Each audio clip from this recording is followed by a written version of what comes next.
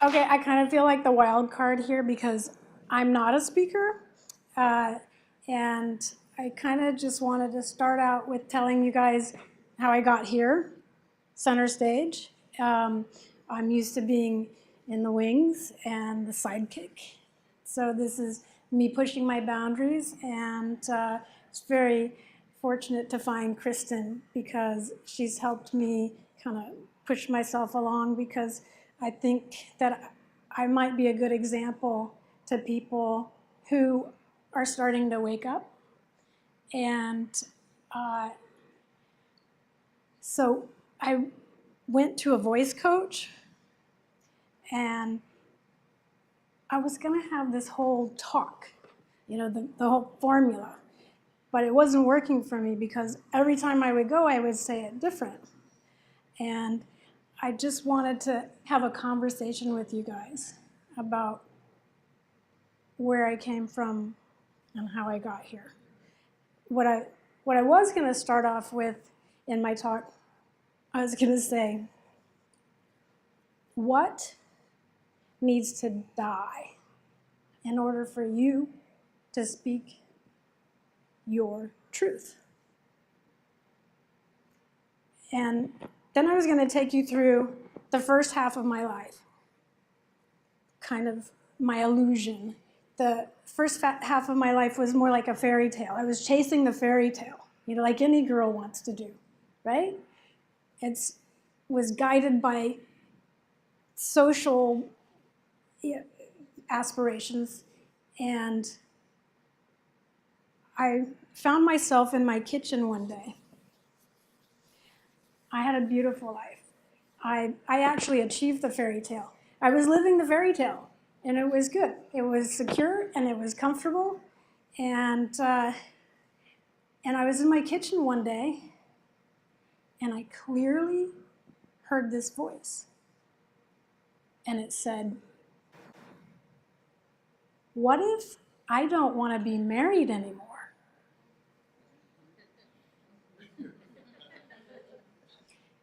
And I didn't want to hear that. Who wants to hear that? I didn't ignore it and keep going on.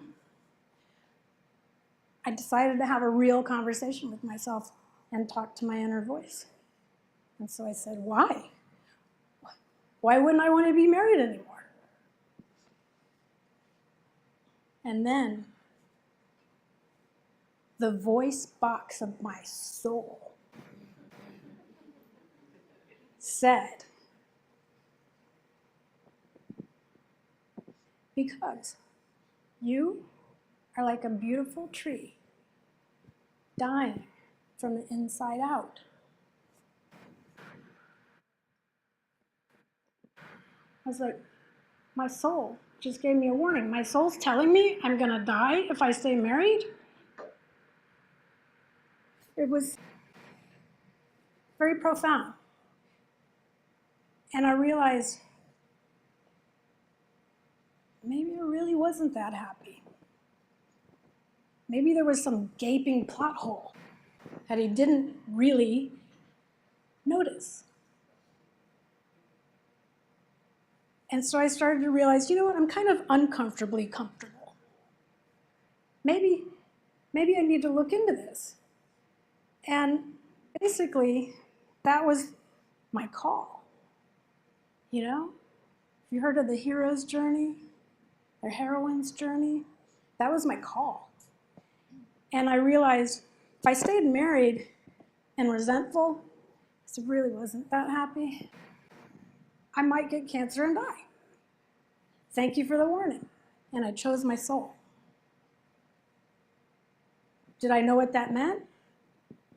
No, but it seemed really important, because it was far more scary for my soul to die than for me to lose all the comfort and security I had. So I kind of did it like the first card in the tarot deck, the Fool. Have you guys seen that? Head held high, stepping off the cliff into the abyss. Had I known what it was really going to be like.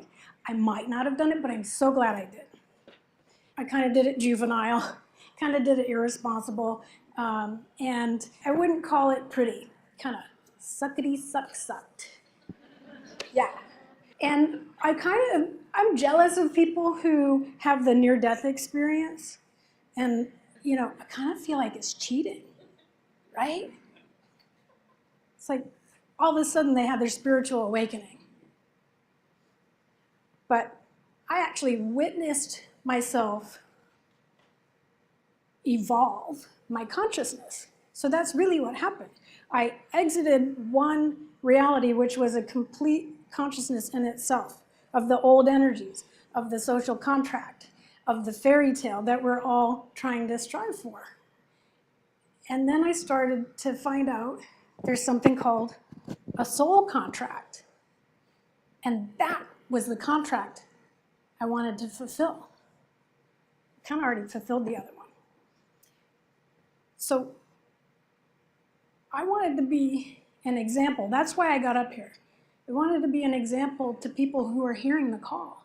And the collective consciousness is rising. And in my book, Painting the Light Back In, I use 4 of my self-portraits. And I use them to show how my consciousness took a leap from one to the other to the next. And what happened was I woke up. I'm just some mom, I'm not one of these speaker people, but I'm just some mom who got divorced and woke up. So I don't want to be a teacher per se. I'm not trying to give anybody any conclusions on what you ought to do with your life. But my inner guidance brought me here, and I trust it now. It saved me. It told me I was going to die if I kept doing the stuff that didn't really fulfill my soul contract. And in a way, I think the fairy tale is a paradox, because all the characters taught me what I needed to know.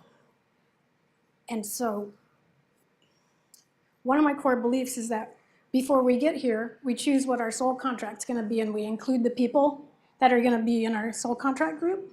Yeah? And so it's like, it was my turn to get kicked out of the nest, right?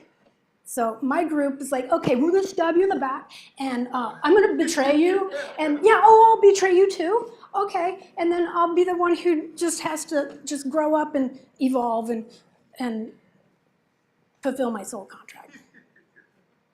And I kind of really think that's how it happens. So the paradox to me of the fairy tale is that it's really your soul family teaching you your lesson and you taking the lesson. Otherwise, once all of you guys die and you get up and they'll be like, hey, we did our part, but you didn't. Why didn't you take your expansion? We did it.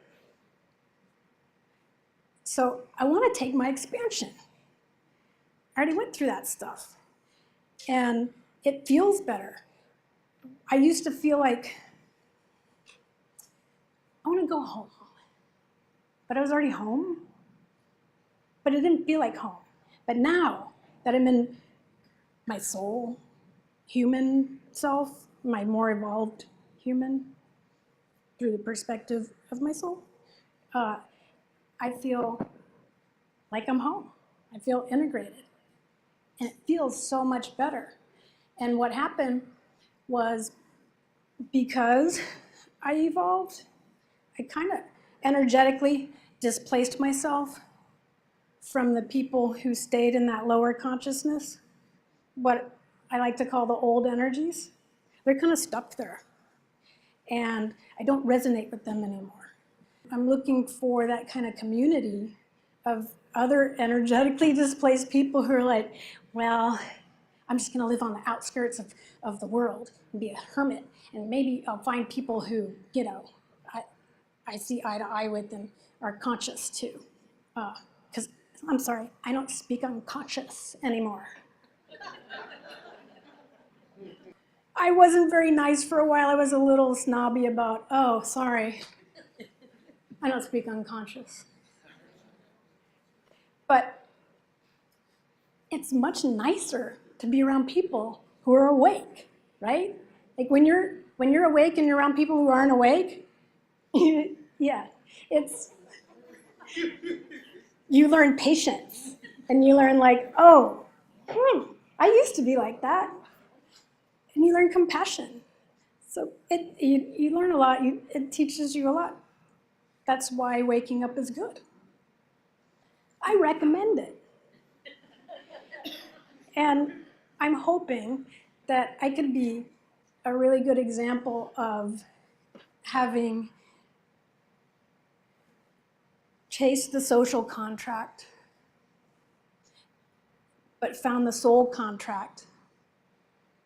And by fulfilling it, I kind of exited from the pain and suffering that happens when you are in breach of the soul contract, right? If you're out of compliance with the soul contract, then it just doesn't feel good.